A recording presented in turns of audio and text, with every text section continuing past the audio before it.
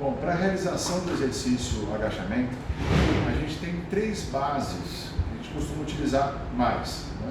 Na verdade, a gente tem a base neutra, a base axilar e a base afastada ou sumô, tá? Qual que é a base neutra? A base neutra é a que os pés eles ficam alinhados aí com direção às espinhas ilíacas anterosuperiores. A base axilar é que o calcanhar se afasta um pouquinho mais. Tá? Geralmente, o calcanhar, pode até abrir um pouquinho mais, vai. Isso. O calcanhar vai estar alinhado com a linha da axila do indivíduo, tá? Do praticante. E a base sumô afasta um pouquinho mais, tá? Que a base, pode ser um pouquinho mais, só um pouquinho mais. A base sumô é que o calcanhar ele vai estar alinhado com a linha do deltoide médio. Isso é interessante.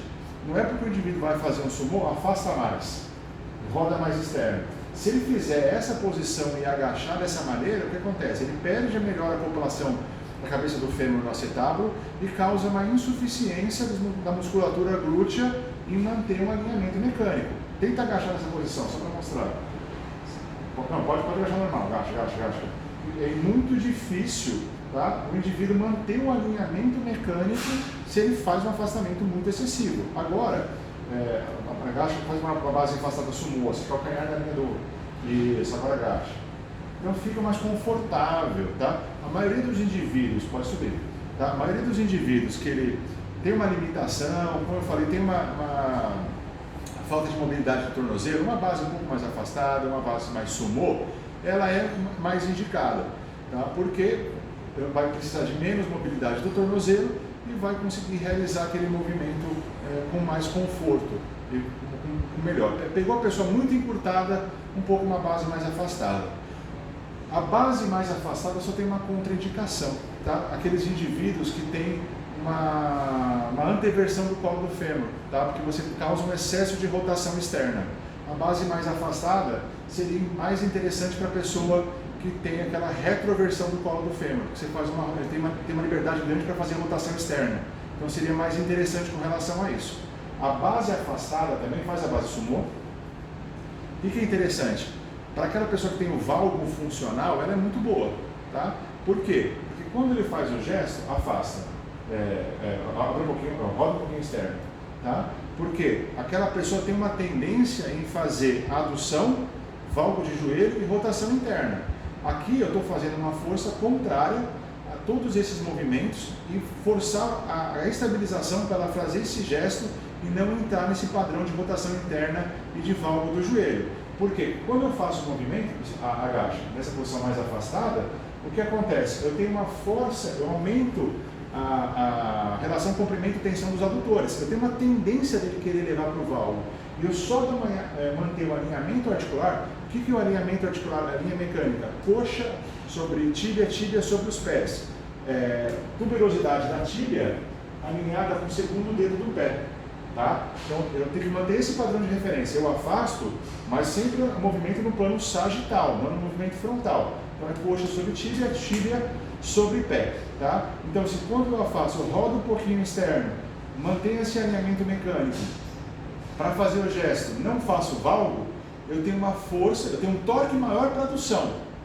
Mas o que acontece? Eu tenho que pensar, eu tenho que observar que para não entrar em adução, sendo que eu tenho um torque favorável para a adução no movimento, eu tenho que ter uma força neutralizadora, estabilizadora, grande, principalmente de quem? Do meu complexo posterolateral do glúteo, né, o meu glúteo médio para manter a estabilização. Isso é uma coisa muito importante. Então é uma força de estabilização para manter o gesto, para contrapor um torque aumentado do adutor para fazer o movimento. Tá?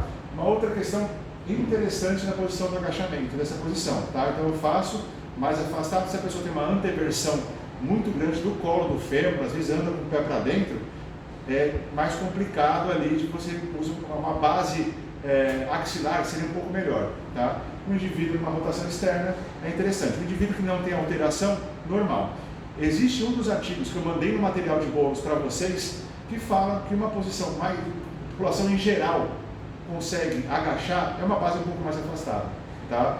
Isso se adequa no geral para um conforto maior da população, que seria uma base o dobro da largura da distância da minha espinha ilíaca anterior superior, da minha base neutra. Legal? Uma outra coisa importante da gente ressaltar nessas questões do agachamento é a gente observar sempre o alinhamento mecânico, tá?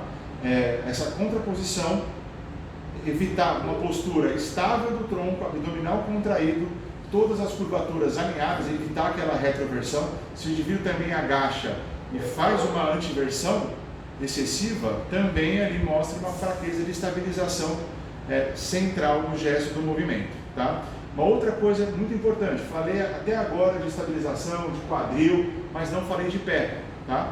O indivíduo que tem o pé muito desabado, faz uma pronação do pé assim, o que você vai falar para ele fazer? Às vezes agachar nessa condição que ele vai estar descalço, aumenta a informação sensorial, das terminações nervosas livres, do posicionamento do captor podal de informação postural sensorial. Isso é uma coisa importante de você trabalhar descalço. Às vezes também com